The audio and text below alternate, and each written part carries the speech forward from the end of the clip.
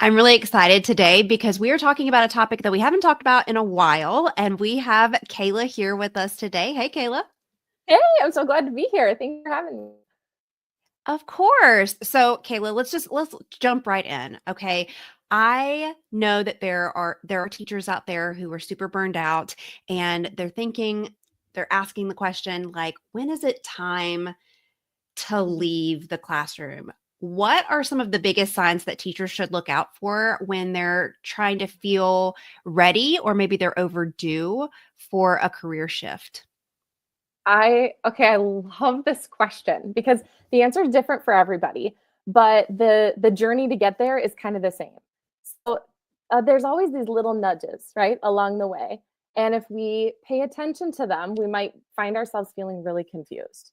Like, oh gosh, what Mm, do I do with this feeling? And of course, you're a teacher, so you're running a million miles a minute. You don't have a whole lot of time to think about your own thoughts throughout the day because you're taking care of everyone else.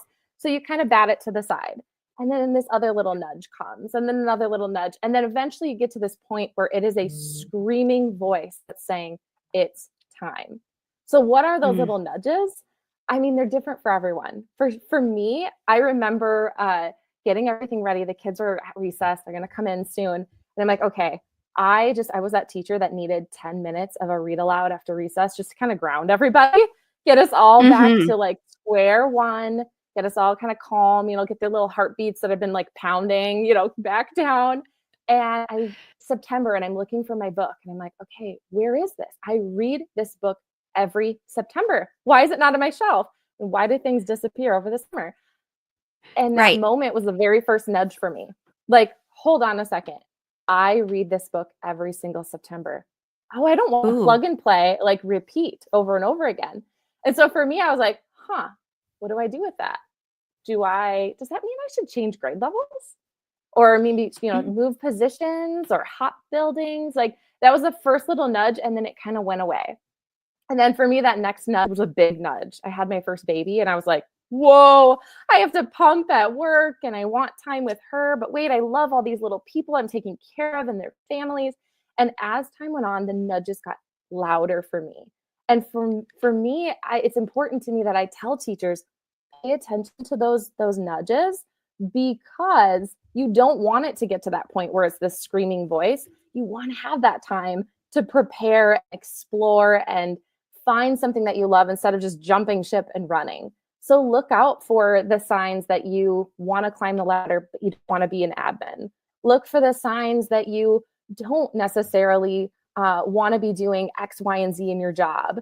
Start paying attention to the parts of your job that you like and you dislike. And if you're starting to find that that scale is kind of tipping and there's actually more you dislike than like, that's a big sign.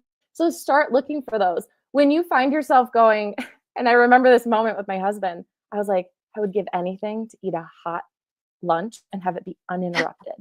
And my husband was like, honey, dream bigger, girl. He's like, dream bigger. There is more out there for you than just a hot lunch. And yes, you can have that, but like dream a little bit bigger than that. So pay attention to those little signs as they're coming and don't just brush them off because it impacts your students as well. If you're kind of not paying attention to that and then all of a sudden you're like, I can't be here anymore, I want to do something else.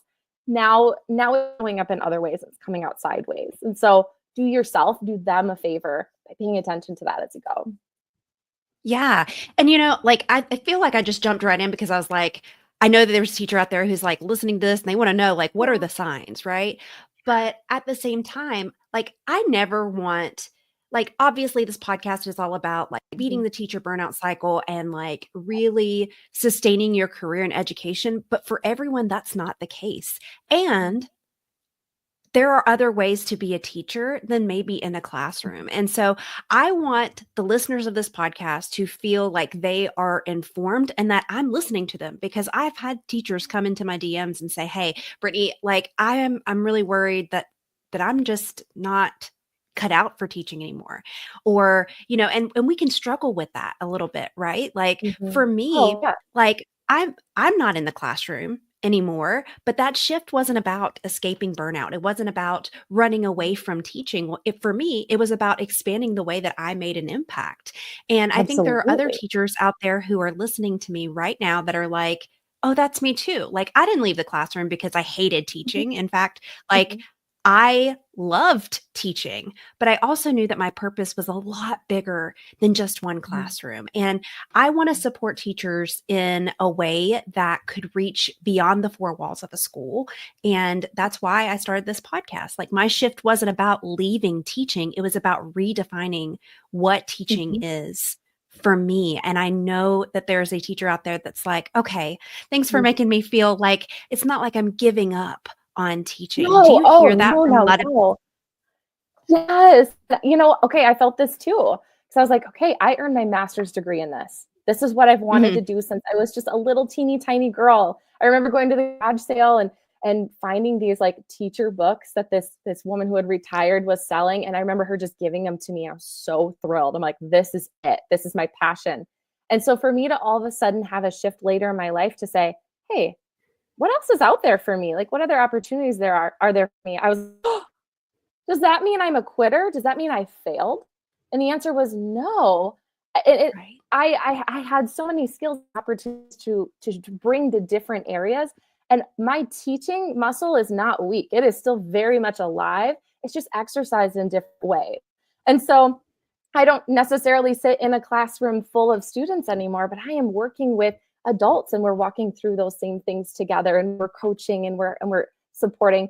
You don't go into teaching for no apparent reason. You have to have that special like magic ingredient. So you landed where you are for a reason, and you have the ability to make such a huge impact. So don't ever let that voice kind of creep in as like, I'm a quitter or I'm failing at this. Like, just because the classroom's not the right setting, it just means you just need a different setting, right? You're outgrowing that pot. Let's find you a new beautiful pot to grow and thrive in. I feel so passionate about that. So I'm so glad you said that. Yeah, I think teachers teachers in general feel very guilty about having any type of negative feeling or like they're giving up on their students, those types of things, especially if they're wanting to leave or if they're wanting to shift roles. But I think Yeah. recognizing when a change is needed Mhm. isn't about giving up. Like it's about Yeah. growing as an individual and we need to start seeing it as such. Like stop making people feel bad when they're like wanting a change or wanting to do something Yes. different. And just because you are considering this now or you're getting those nudges, that doesn't mean that you Mhm. won't ever go back to being a teacher. Maybe you Oh, just absolutely. need some new freshness, like some Yeah. flexibility, some new experiences in order to maybe go back to teaching eventually. So I think we just need to make sure that we're able to hear those things from other people Mhm. and make those changes, like that are right Yeah. for us, you know? Yeah, I mean, you change the clothes that you wear, right? I would not be caught wearing the things I was wearing 10 years ago. You change the food that you eat. It's okay to change your job too. Growing, evolving, and changing as a human all the time. And it's okay to lean into that. And it's actually healthy for our students to see that too. I get that guilt, that like, oh gosh, it says so much about you and your heart if you feel that way, because it means Mhm. you love and you care for the people around you. That also is that you're going to love and care for people wherever you are. It's just part of your nature of who you are. So be okay with that shift and be okay modeling for kids too. Hey, it's all right to make a change. It's okay to chase something you're passionate about, and to continue to chase that, whatever that looks like. I had a teacher in high school, and I'll never forget her. I'll never forget her. She's this cute little firecracker of a woman, and she said, "Welcome to my class. I'm still figuring out what I want to be when I grow up." And she drew this I love timeline on the that. board of all these different jobs that she had had. And she'd been in elementary school, and then she taught in high school, and then she went into she was like a PLC director, and then she went into special education, and then she took a couple years off and decided to raise kids, and they were a little bit older, and then she came back to high school. And I remember being like, oh, I can change my mind, and that's okay. Here's this really vibrant, sassy, excited, amazing, influencing human being. And she's had all this change in her life. I can have that too. And so I want kids to know that from the get-go, that you don't have to just pick a lane and stick there. You can, and you're welcome to, and there's nothing wrong with that. But be okay with that opportunity to explore too. There's nothing wrong with that. So yeah. Yeah. So now the teachers are like, okay, so it's okay. I have permission to feel this way, or I have permission to just kind of dream for a second. Yeah. Once a teacher kind of realizes that they might be ready for this shift, what are some of the options that are available to them? Say that they're not a podcaster, haven't been podcasting, don't have this, you know, Yeah. they're not a me and they're not a you. What are some of these things that they might have like transferable skills for? Oh my gosh, teachers have so many transferable skills. It's like being a mom. Like you don't really realize how many hats you're wearing until you have to start writing it down, and you're like, "Whoa, I'm Huh. kind of a big deal." Like, look what I'm capable of. Um, so as you're stepping into that new opportunity and saying, "Okay, what's out there for me?" Like just like I'm walking down the hallway and I'm looking in the doors, like what's going on in each of these rooms. You can see that there's become a curriculum and instructional designer. This is huge. This happens at education companies. There are also non-education companies that need this as well. And it's fun and it's exciting and it very much mirrors what you're doing in the classroom. When you're doing it with adults or you're doing it with adolescents, like it just depends on like the company that you're working with. Um, what was the next one? Oh, customer success. And sometimes that gets confused with customer support, and people are like, "Oh, I don't want to like answer tickets all day long." Other people are like, "Yes, I love that. I want to do that." But customer success is really what you're doing in the classroom. It's making data-driven decisions every single day, looking at, okay, what are the customers experiencing with particular product? How do I make things better for them? How do I set them up for success? How do I support them on that path? And it's very much like what we're doing with our kids now. Okay, so here's a student who's thriving in math. Here's a student who's really needing some intervention and support. What do I give them? Knowing full and well, you're going to give them different things to help them thrive. Um, some other ones are becoming a trainer. People love the idea of going into being an educational consultant or being that PD director, right? Like we've all been in PD before and we're like, okay, I could do this so much better. Here's what I would do. And Yes. I would totally pass out chocolate and, oh, I would make this fun. I would get us out of this chair, right? This is an opportunity people really love and it's fun. It lets you travel around, you get to meet people, and you're still making, again, that big impact. And then, I could talk about opportunities all day, but I'll just talk about these couple for now.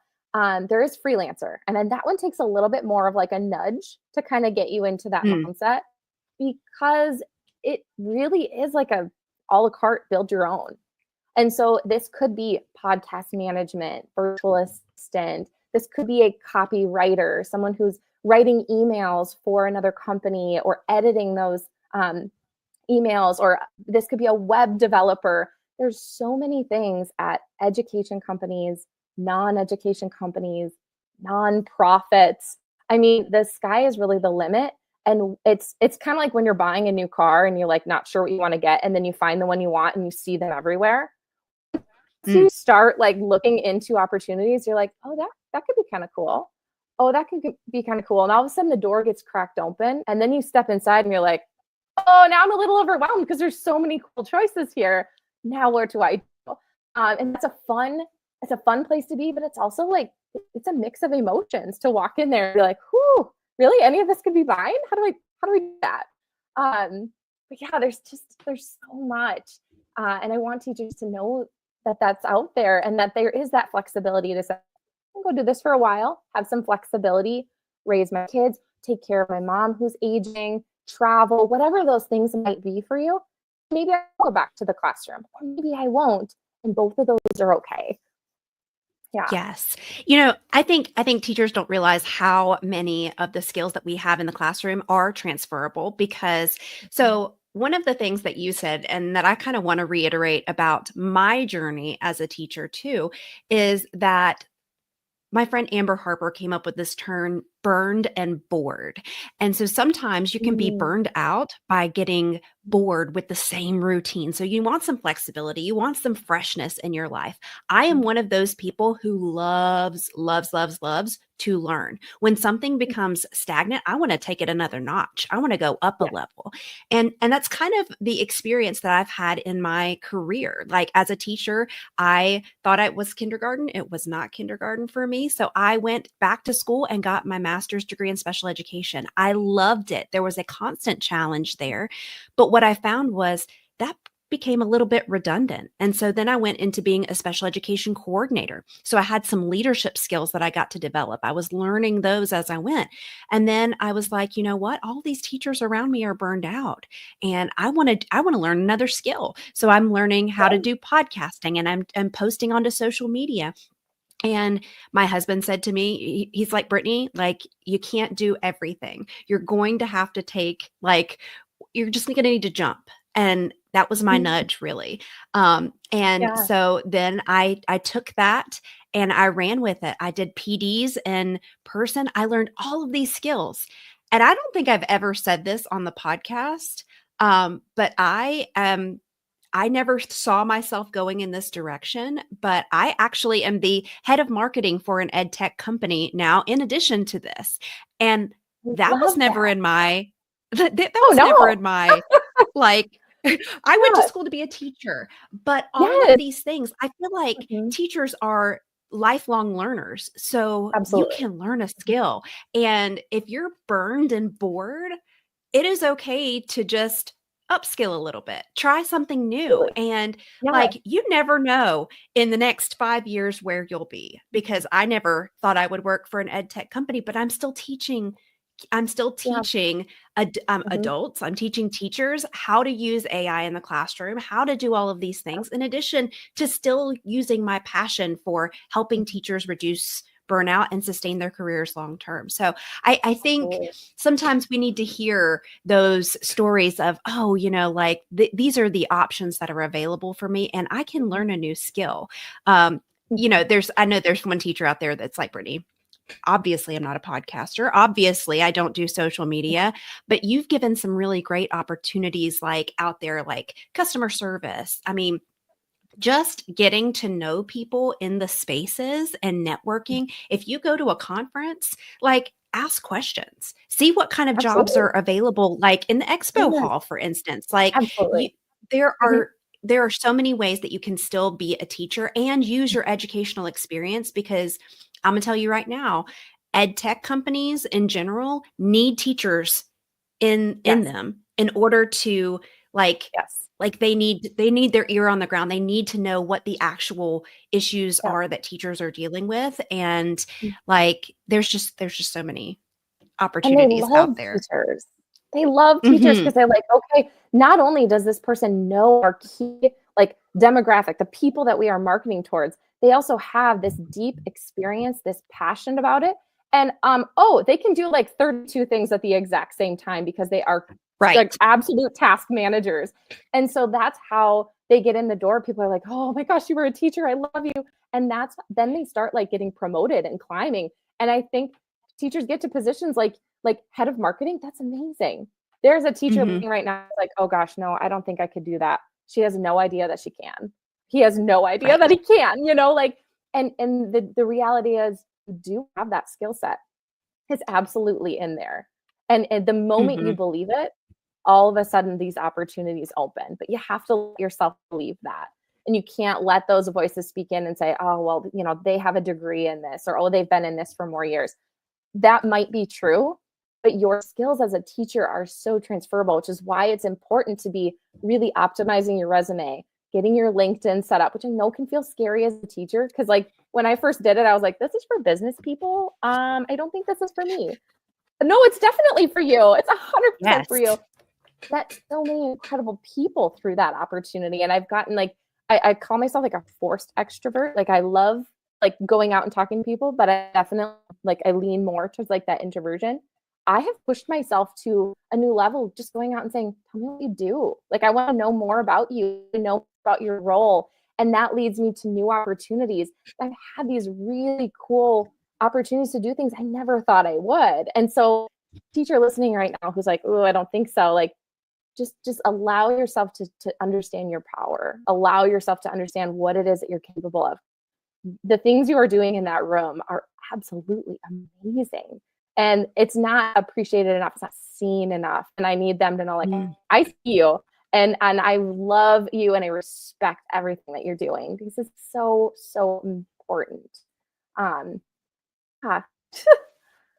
I Yeah. love I mean, teachers. okay, Oh, I love them. I do too. I have, I mean, obviously, I have like a huge heart for teachers. Yeah. I think the one thing that teachers think is, oh, well, I'm just a teacher. I can't do that because I'm just a teacher. I only That is have a these swear things. word. I Just is a know. swear word. I know. So, like, Yes. what do you tell teachers to help them reframe their experience to actually stand out in these non-teaching roles?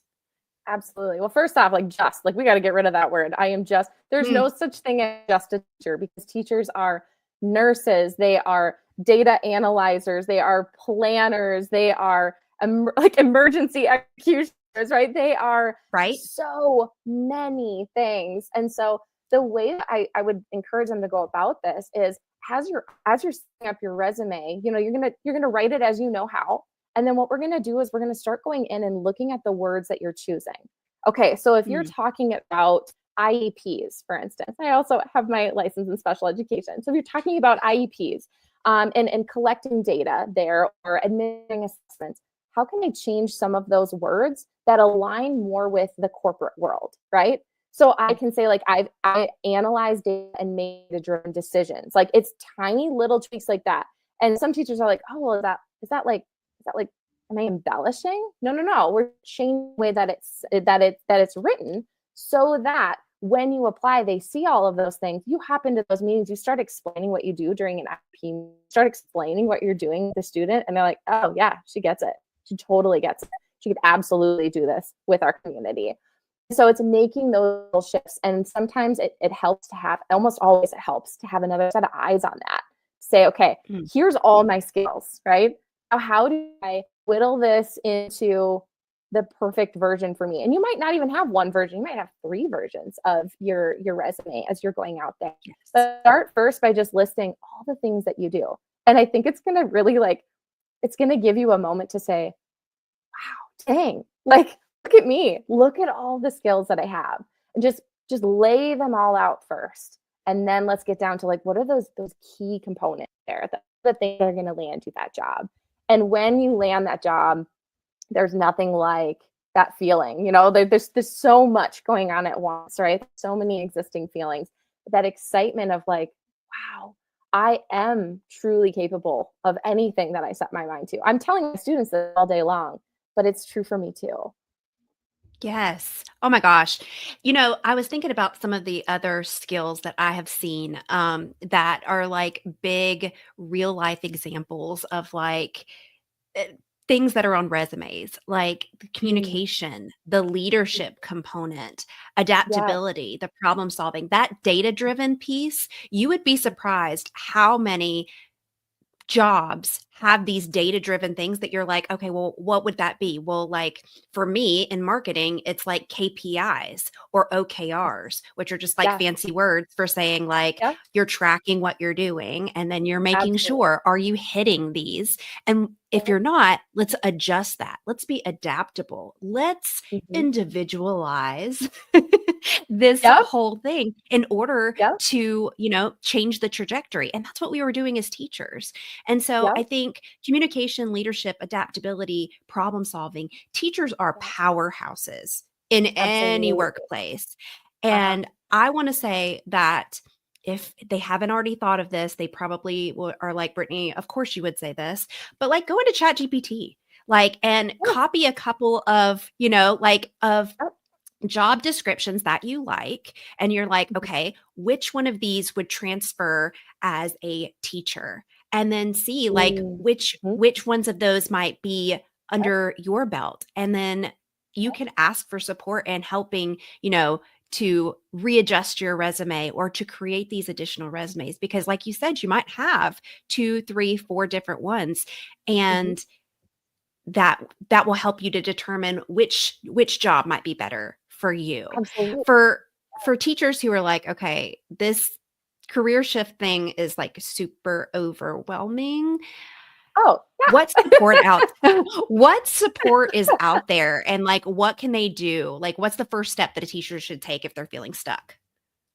I would say first thing is sit down and really just get all your feelings out about what you're experiencing. Find that person in your circle that you love, you trust, be it, a spouse or your best friend, and just talk it out. Because as teachers, it helps us to say what we're thinking out loud first. Because you're going to notice that you're either going to say, "Oh, I want to just shift roles in my," I said the word just. I'm like, gosh, no. You might want to say, I want to rotate positions in my building, or I want to rotate positions in my district. Or you might find yourself saying, hey, I'm looking for something that is outside of the walls of my classroom that does allow me to make that same impact. So having those Mhm. conversations first is going to be huge. Then you need to spend some time figuring out, now what does that look like for me? And so for me, I remember journaling saying, okay, well, what do I want my life to look like?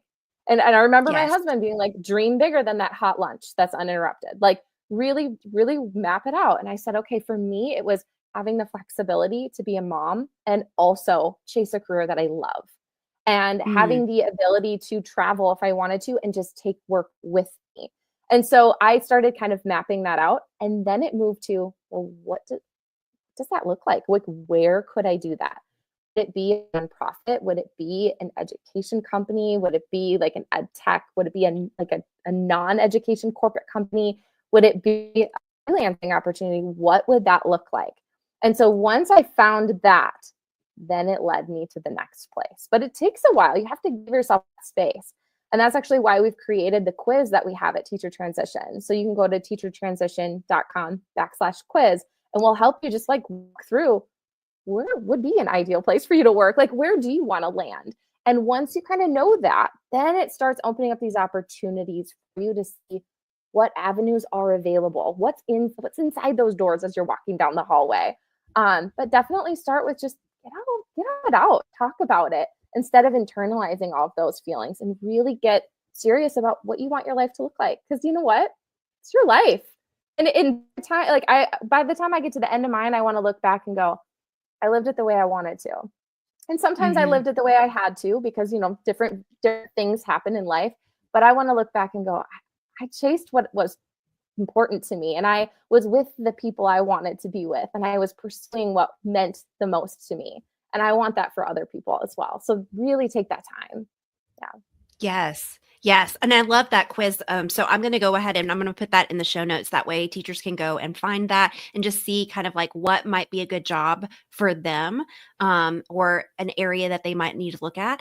And yeah, like, are there any other resources that are available besides the quiz that maybe Teacher Transition has, that they can be aware of?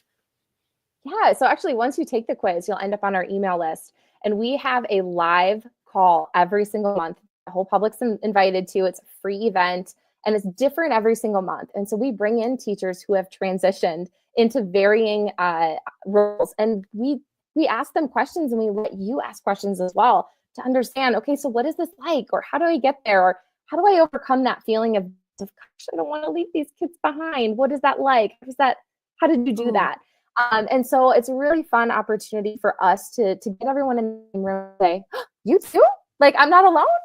And I love that about it. So definitely take the quiz so that you can get on that list, so that you can choose opportunities that sound fun to you to come and just learn and see what's out there, and start leaning into some of those nudges and gaining some of that, again, data that you can start collecting to go, okay, what's the right fit for me? Where's the best lane for me to be in? yes, I love that. I love that. I mean, I want teachers to know that they don't have to go at any of these things alone. Like if they're feeling that nudge, they're wanting to make that transition, there are resources, there are strategies, there are support systems like Teacher Transition that are out there to help teachers navigate their next steps with confidence and to have that community aspect to it too. So that's really great. And I'm going to put that all of that information down in the show notes as well. Kayla, thank you so much for just chatting today and Absolutely. for, like just being a super easy person to, communicate with and listen to. And thank you for what you're doing for teachers out there too. Thank you so much. I love doing this. And I love my favorite part about what I do is email in at hello@teachertransition.com or at hello@teachertransition@gmail.com. And I love that they just send me their stories. And they're like, here's like everything from start to finish. Hear my story and tell me, what do you think? Help me through this. I love that because I always wished I had somebody like that. So don't go through it alone. Be with a community of people as you're going through this. And I'm just so grateful to be here. Thank you so much for having me and for this fun conversation. I could do this all day. Awesome. Well, thanks again.